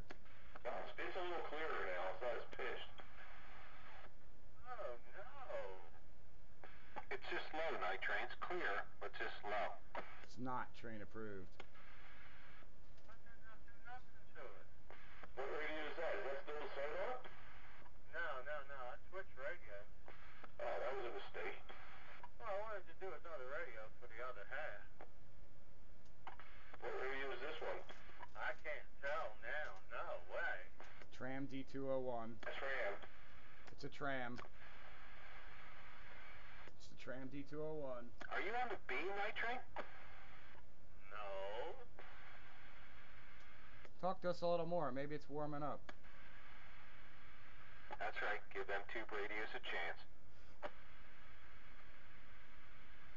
Come on, Night Train. Give it another chance. Yeah, I'm not sure where the problem is. I think it's in the nut that's holding the mic. Yeah, the battery maybe? No, there's no battery. That's a non-amplified D104. It seems to get better every time you talk. Maybe I should have let it warm up a whole lot longer before I keyed up. Yeah, I think you should. Come again, Baggy, I'll double. So yeah, I can tell now, that's that goofy tram. Yeah. So it ain't right. Are you laying down? No, man, I'm right in front of it. Back that mic gain up. It's all the way up, Baggy. Have you tried replacing those GH8 tubes yet? No, but the cameraman and I, we rebiased the audio tube. You know how they had the little addendum in there with the little pot and everything? Well, we went to work and rewired that whole thing, man, and took that thing out of there and put that 31 volts on the plate. And yeah, we redid it. It was doing good earlier. Oh, so you got rid of the pot and the variable bias and went back to the self bias with the cathode resistors. Yeah, 10 Roger. Yeah, we went back to the old way and we wired it up over the telephone, and it was sounding good. Yeah, that's a far more reliable thing to do there. You won't cherry the tube. It's coming up though, Train. Yeah, Roger that. I think maybe I should have let it warm up a little longer before I keyed up on it. I saw those things, you warm them up, it don't matter until you start transmitting on them. I put my train on, but I make train cry. I'm sorry I doubled with you. So I could switch to my train, but I don't want to make you cry. Oh, yeah. So this one's not doing too well. No, it came right up there. Yeah, it's a little fuzzy with the amp on, but not as bad. It's better. 10 Roger. You know what I'm thinking? Maybe I need to dip that amplifier. Maybe. It's probably not adjusted the same for the radio. Or maybe that radio's pushing a little too hard. No, it's the BR21. That, you know, they all in parallel. Yeah, I know, but you can still overdrive them. That right? I thought those things was capable of taking it by the fact that they were in parallel. You could run it like a ham amplifier. No. They're small tubes with low plate voltage. 10-4. Maybe I should dip it. You guys hang in here a little while. I'll see what I can do about dipping that amp. Yeah, dip that plate. Dip that amp. Dip that amp. That's right. Tune them if you got them. Dip them if you can. Dip them in cold water. Yeah. Shakespere 740's keeping things warm. Yeah, so is this Lafayette power transformer's good and hot. I like this radio. I'm glad it's back home. Yeah, it sounds good on that +3. Yeah, I think that's that's the right combo. Lock it down. I would never dream of running a +3 on this radio back in the 70s. The only thing that would sound good on it was a D104. Anything else was just too muffly. Yeah, it's because you're trying to get too many watts out of it and you lost your audio. Of course, none of us knew that then. Yeah, none of us did. We all wanted the big numbers. It's all about the watts. I just put it up till there's no spurs. One quick question. Is .01s enough for that voltage regulator? .01? For what, bypassing? Yeah, in and out. Yeah, it should work. I usually like to use .1s, but I think .01s will work. Well, that's the only... I'm having trouble identifying some of these other chip components, but those I identify, and I thought, well, let me just try them. It seems to work. You get them small enough, you can actually lay them across the legs of the regulator, the three-terminal regulator, and solder them directly to it. And you can go right from the alpha to the middle leg that's ground.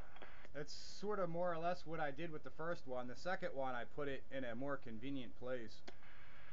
But actually, that actually makes good engineering sense, because the closer you put the caps to the regulator, the better that it is for stability. And you don't have the inductance of the lead length that could possibly, contribute to oscillation. just did it to see if I could do it, you know, fooling around, and that saves me a whole lot of room. No wiring. Put that in there. Yeah, there's chip caps right on there. Shish bang boom. It was actually pretty easy. Alrighty then. Alright guys, so I dipped it, man. Come back and let us know. That clear it up a little bit. I think you got back with Marge too. Alright, check and see if we got back with Marge. Everybody look. Everybody look. Yep, we're going backwards when you talk. Alright, let's take the amp out and try that again. Oh no, it's not train approved. That means we'll have to go back to the bench, that's all. Here we go. Check and see if it's backwards on its own before we put the amp in. I'm still seeing it go backwards, but now I'm not so sure that this radio isn't... Yeah, I don't trust this one as much as I would the high gain. The last time we did this test, I was on the high gain, and that meter's flawless. This one, I don't know, you know, it may show backwards on most normal people anyway. I'm not so sure. Alright, let's check and see somebody else if they can pick it up. Guys, look at your meters. Boys and girls, look at your meters. See if she's going backwards.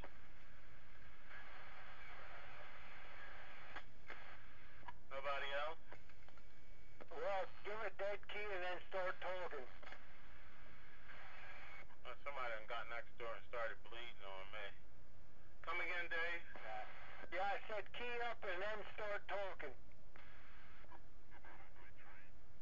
Alright. Alright. Yeah, mine's going backwards a little bit too. Alright, that means I need to dip it on the radio.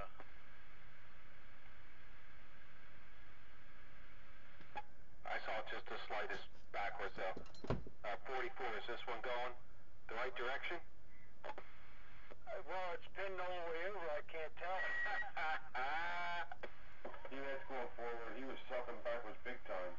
Is it going the right direction? It is over here. How about this one? 1, 2, 3, 4. 1, 2, 3, 4. Yeah, it looks alright over here. Countywide. Countywide. Uh-oh. You gotta find the right sweet spot. Hello? Hello, radio. Somewhere around there. This Montgomery Ward's has a stingy meter. Hey, Bagger, quick question.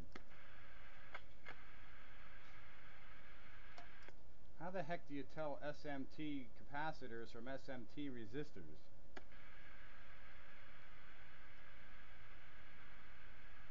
Must have stepped out. Hello, Countywide. Hello, Wonder Boy. Evening, Wonder Boy. Good evening, 44. Oh, Wonder Boy. What do you want, a bass? Yes, sir, I'm on my 23 channel Trinidad. Trinidad's walking a dog and kicking a cat. I hear that, SB. My barefooted Trinidad. And I heard you on the Betsy Ross Bridge today. Oh, did you hear me up there on the Betsy Ross? It was noisy in there.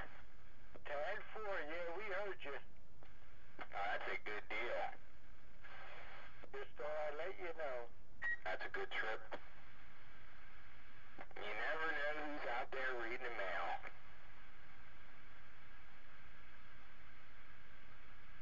He would try to get back with you, but no. Oh, you heard him too, Ron? That's cool. Hey. What's up, Wonder Boy? Oh, ain't a whole lot, man. Just enjoying a little base station time. Hey, 10-4, just hitting you with this Montgomery Ward's 702 base station. I tell you what, it sounds really good coming out of this speaker. Shakespere, 740, glow on glass, 40 channel radio. Everything sounds good though coming out of this old wooden box. Makes everything sound wholesome. Yeah, that speaker's like a guitar, that Trinidad. Big wooden box. Yo. Breaker. Go train. Bagger, you there? Hello. Sam Bagger. Yes. Can we go down one? I need to ask you a question. I don't want to tie the channel up. Actually, no. Why, channel 12 is dead. Which one do you want to go to? Well, we could go to 11. I think that works. Or that may be a little off frequency, but come on, let's do 11.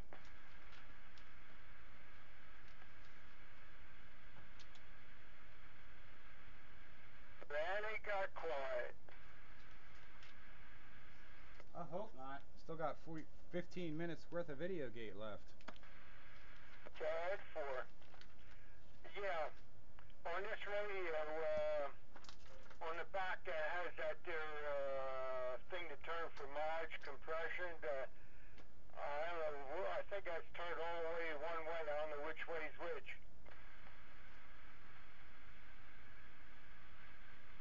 I would assume clockwise is up and counterclockwise is down.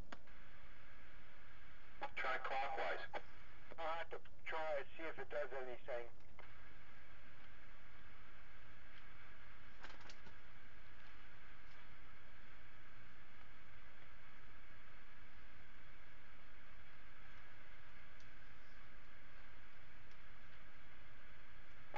Yeah, I'm just impressed these old radios still work. How bad? Every time the lights come on, it's like, woo! And it turned on? The clock set? Oh, okay. This one's like the last of the tube radios. It's like a 1980-81 vintage. The last of the two vegans. Yeah, I turned it all the way the other way. Did that make any difference? No, sir. And 4. Try it the other way. And 4. I'm going to turn it.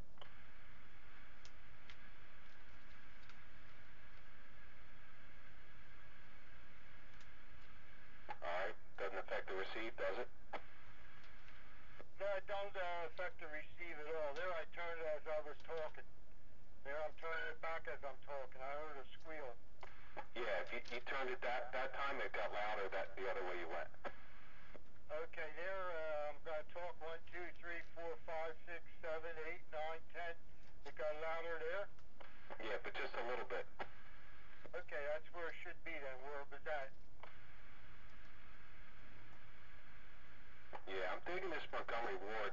It's got the blue clock, and that's some kind of plasma display.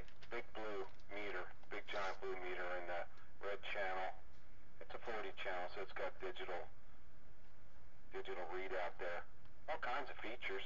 Nice little base. And that's a Montgomery Ward what?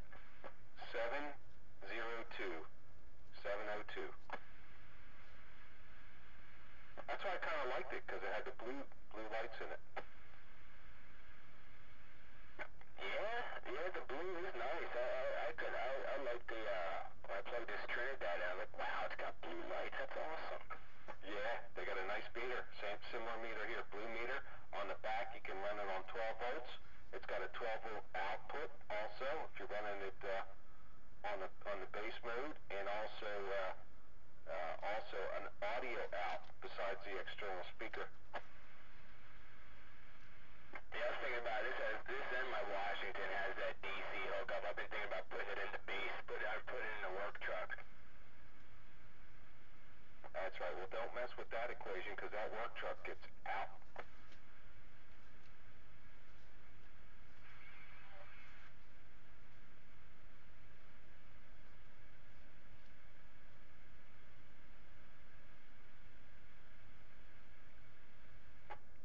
Oh, maybe I heard someone out there in the distance breaking.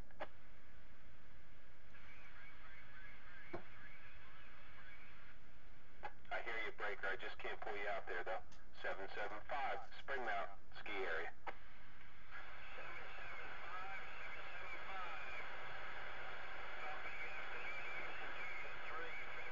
Oh, yeah. Hey, Sparky, where were you today? Wait a a minute, that guy's still trying. 355 or something. Hey, 355, you copy 441? And what's your number again, and where you at?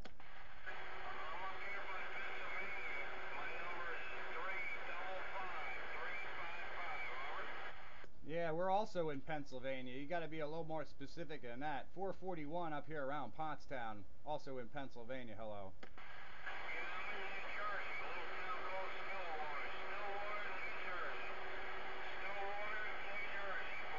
Stillwater, New Jersey? I got you out there in Stillwater, New Jersey. Yep, this is the Classic Radio Roundup there, 355. We're here every week playing with our antique CB radios. But I got a good clear copy, not much signal on you, but I got you here around Pottstown, Pennsylvania, far side of Montgomery County. Pottstown. Roger, roger.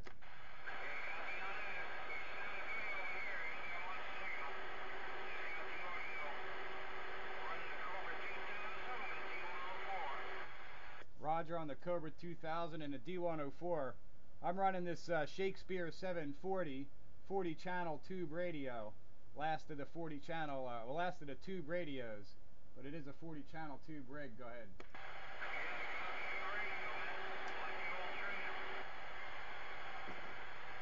Yeah, there's a couple of guys out here running trams, all different model trams. I got a Tram Titan here myself.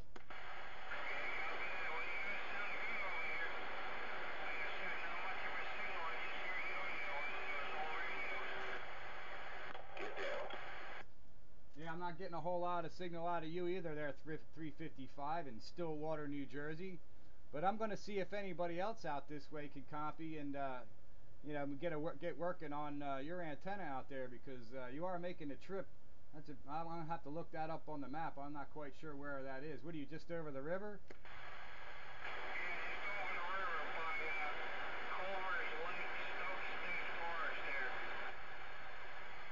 Say Stoke State Forest? Roger. Does anybody know where that is here? I can't hear it. Forest, would that be like northwest Jersey? North central? Northeast? Yeah, somewhere up, 78 over there. That's somewhere. Almost where I was at there talking to you at that pull-off green dog. Wonder Boy, me and your brother. It's off of Route 636. I think that's kind of... He's up there, man, above Branchville. He's way up there. It's a little bit of elevation up that way. He just gave you a 10-4 on the Branchville. I dated a girl from there. And you've never been raped since. I was smitten. Yeah, he says he's over by Branchville. Hey, 355, there's a lot of traffic on this end. Most of the guys can't hear you, but I sure do appreciate you checking in with me here, because I got a good clear copy on you in the clear. Your audio is making it down here to Pottstown, Pennsylvania area. 441 the Spitfire.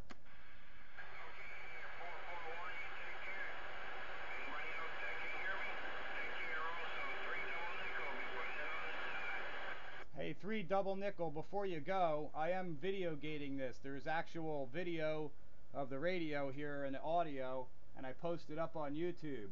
So just look under Classic Radio Roundup and you'll be in the latest edition that gets posted for this week. Classic Radio Roundup, YouTube Video Gate.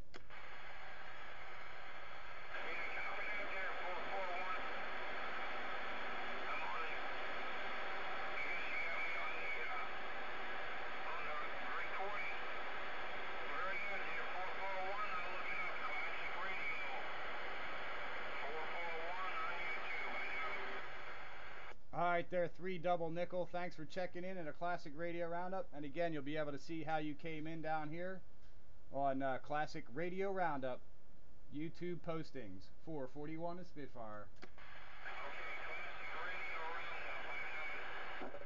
Way up there.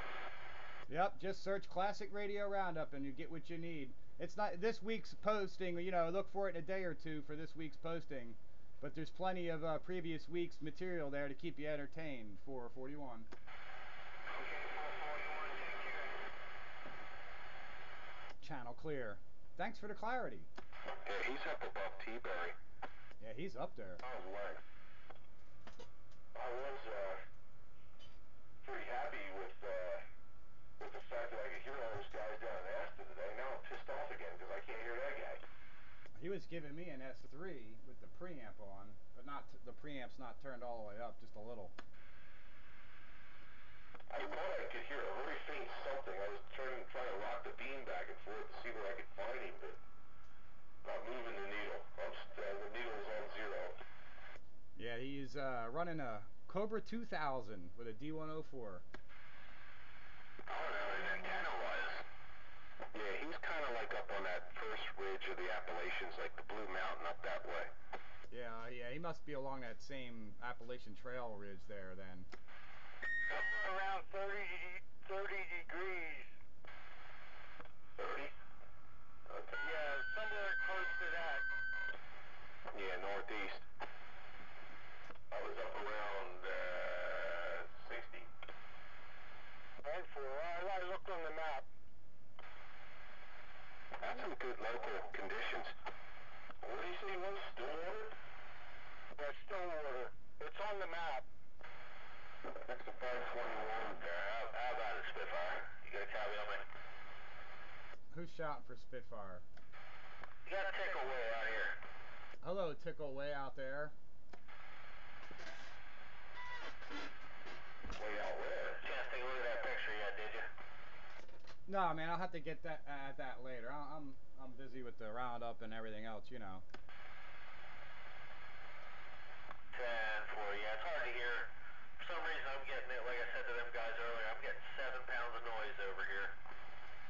Well, that's never good to have noise cover up your receiver. If I had that problem, I would have never heard Stillwater, New Jersey up there. How many miles is that? Who's going to figure that out? I don't know. I heard them breaking. It's got to be 59 and a half air miles. Yeah, just north of Ralph Crandon Lakes. I think it's 59 3/4. Oh yeah, I was calculating from my house. Dope. He's up in 206's territory up there. 206? 205th! Oh no! Back here, you disappeared on me. I was trying to see if I could hear that guy in Jersey that everybody was talking about. Yeah, we said something about it. John, check and see if I'm still swinging backwards. Yeah, but like I said, I don't know if I can trust this meter as being, representative of what actually you're doing. Probably trying to do it. Check another man's swing. I think that might be a violation. 72 miles. Swang. As far as Crazy Bob. 72 miles, I'll take it. That's a good trip. With my glow and glass Shakespere 740. I'll be listening, but I won't be able to key up. Yeah, it's got a good receive to boot. Hey, operator Ron, Yeah, come in. let's go to 11. I want you to check this thing for me. I can see it right here. You're pulling back big time. She's still backwards? Oh, yeah. Wonder what went wrong. Antique glow and glass radio pulled him out 72 miles. I go to 11. Hey, Roger. Yeah, I got the Colt version of that Midnight Special. Has that got the same perforated speaker panel? The Colt Midnight Special is the one that's closest to the Shakespere. If you ever want to sell that radio, ask me first, would you please? Yeah, it's got like that RCI modern speaker grill looking thing going on. Yeah, the Shakespere 740 and the Midnight Special are two that look alike externally. You know, all the other ones are pretty much the same, chassis. That's right. Chassis envy. But I like the design. It's more akin to, 80s era stereo equipment or something. Yeah. Oh, yeah. Well, it's close to frequency. Gosh.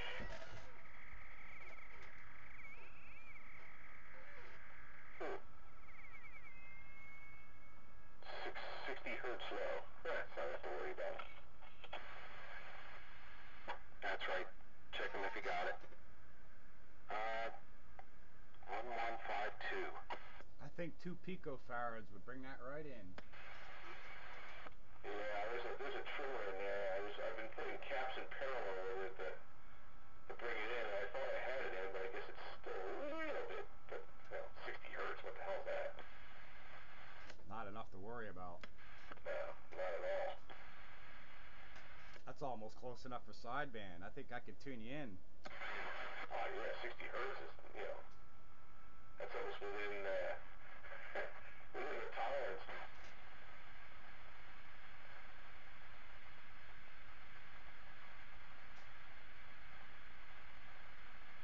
This radio has some good audio on the receive. It's got a wooden cabinet and a side firing speaker off to the side. Kind of like the Simba. Yeah, that one's out the bottom. Simba goes out the side, but I don't like it. I would rather it go out the bottom. The models, there was one model Simba that did do that out the bottom, wasn't there? Not that I'm aware of, but maybe the old one did. I know the version I have, it goes out the side, the right side. Yep, the early one goes out the bottom. Freaky. Yeah, I thought so. Yeah, the early one that doesn't have the tone control. That's right. I wonder if that's got the same I was always curious if that one has the same chassis as the later version. The later version has the same chassis as the Courier Centurion. I'll have to check that. You have an early version? Yep, that one works. My older version's got some issues. Now my newer one's got the issues with the tone. You have one of each version? Yes, sir. So you could do a side by side and look at the chassis and see if they're identical, or whether there's some differences. Yeah. Next time I run it on the roundup, I'll take a photo. Yeah, if you ever feel the older one might have been a slightly better. Well, I don't know. The newer version actually has a good transmitter. I'm not real happy with the receive on it.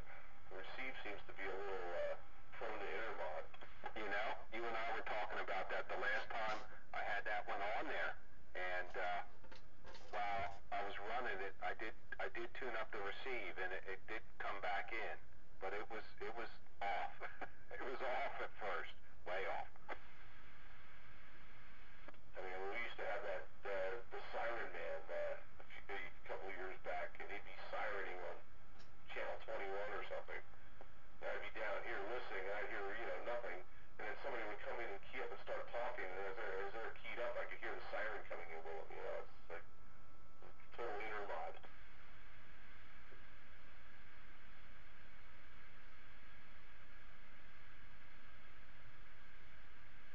Yeah, I like the Simbas.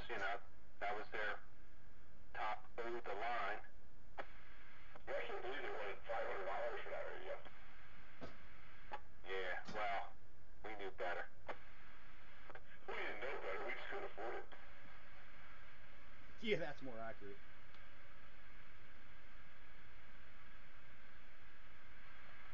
Yeah, it's not an audio giant. It sounds okay, I guess.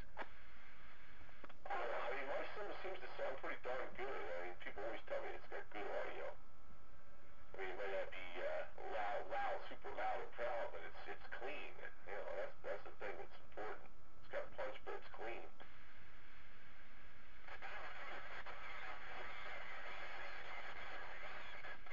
Yeah, I was surprised we didn't hear Top Gun come in tonight. He usually stops in.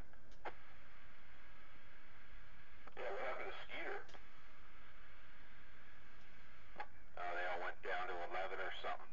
I think Skeeter's been busy working, pulling people out of ditches. He was in there earlier, I thought, for a brief period, and then he just never came back. Skeeter's been busy at jury duty the last 2 days, and he's still got another day to go. That's right. Now, they picked him for a jury? Oh, no. Yeah, he picked me. I'm done. We finished early. Doesn't he know how to answer that questionnaire so you get out of that?